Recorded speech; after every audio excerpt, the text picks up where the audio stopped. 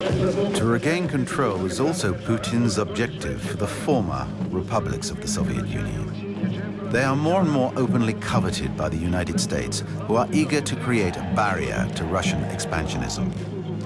Ukraine, symbolically and strategically the most important of these countries, is at the crossroads for the transit of Russian oil and gas to Europe.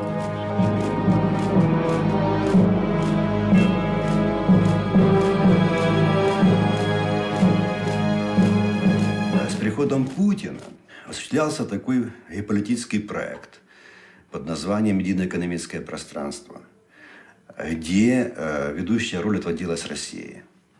ЕЭП – это был абсолютно антизападный проект. Это была попытка ослабить влияние Запада, Европы, США на постсоветское пространство. The Ukrainian presidential elections are in October 2004. The pro-Russian authoritarian regime is in difficulty, but Putin has no intention of letting Ukraine choose the path to democracy. The FSB and Putin's advisors collaborate closely with Ukrainian intelligence services to ensure the victory of Putin's protege, Viktor Yanukovych. At the climax of the election campaign, Viktor Yushchenko, the pro-Western candidate, is poisoned and badly disfigured. But this doesn't deter him or the Ukrainian people.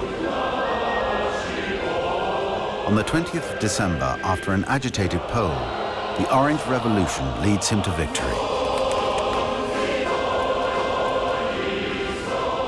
Она по существу была антироссийской. Она была антиимперской, если иметь в виду имперские российские Кремля. Я думаю, что Путин потерпел наибольшее поражение, геополитическое поражение в своей карьере. For Putin, it is more than a failure. It's a humiliation. But there are other ways to show Ukraine that she will not escape from Russia's hold.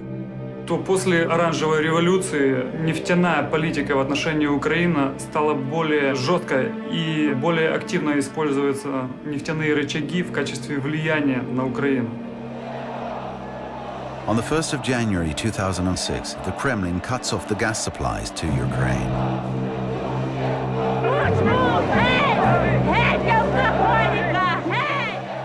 This action was from the beginning intended to show the Ukraine and Europe how powerful Russia is in terms of its influence with regard to gas supplies. But the Kremlin's blackmail has only just begun. Parliamentary elections are coming up, and Russia continues its intimidation by stopping the importation of Ukrainian goods. Putin's message is clear. The pro-Russian Yanukovych must become prime minister. If the Ukrainians vote for his party, everything will return to normal. Today, the deed is done. Yanukovych is prime minister, and Ukraine is moving away from Europe and NATO.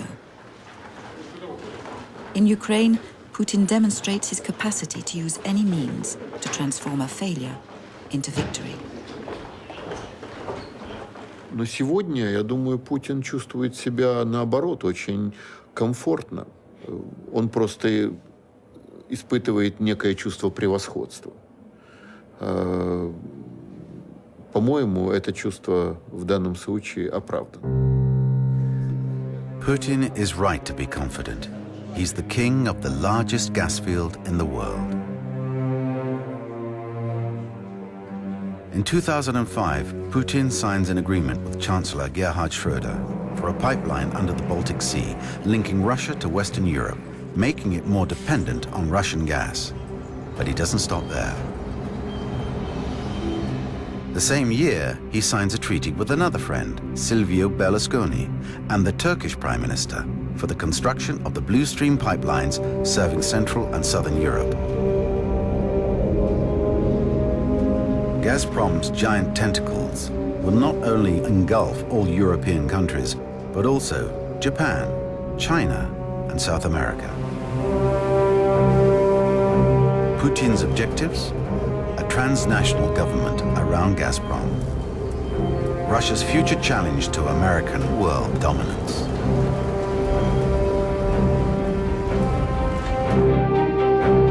But Gazprom is also oil, uranium, banks, the media, football teams. and its future business temple an architectural feat in St. Petersburg. Putin is at the summit of one of the most powerful empires in the world. Если ваши западные лидеры Франции, Германии, Америки, Англии, Японии, Канады, Италии говорят: дорогой друг, да? Вы знаете, что происходит в Чечне, я это уже говорил. Они, уж, конечно, ваши лидеры знают, что здесь происходит. И они говорят: ничего, потому что газ и нефть, и все. Gerd und Vladi, Politik zum Schmusen schön. The Russian government is explaining that he's fighting terrorism. Putin is so sure of his hold over European countries that when, during a summit, a French journalist criticizes the war in Chechnya, he hits back below the belt. Killing hundreds of people. Given this, don't you think that by trying to eradicate terrorism in Chechnya, you are going to eradicate the civilian population of Chechnya? Если вы хотите совсем уж стать исламским радикалом и готовы пойти на то, чтобы сделать себе обрезание, то я вас приглашаю в Москву. У нас многоконфессиональная страна, у нас есть специалисты и по этому вопросу. И я порекомендую ему сделать эту операцию таким образом, чтобы у вас уже больше ничего не выросло.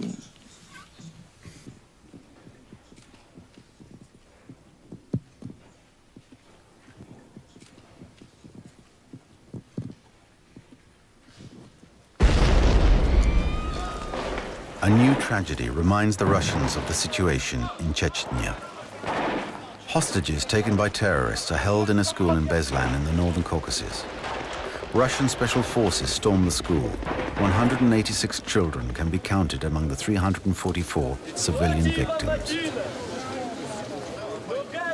The Kursk catastrophe in 2000, the hostage-taking in a Moscow theater in 2002, and now Beslan. This is the third major crisis for Vladimir Putin in 4 years. Signs that his governance has serious flaws. Things have to change.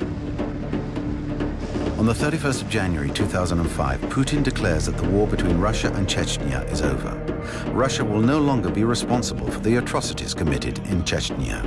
Putin has transformed the conflict into a civil war by nominating Ramzan Kadyrov, the son of the recently assassinated pro-Russian president, as prime minister.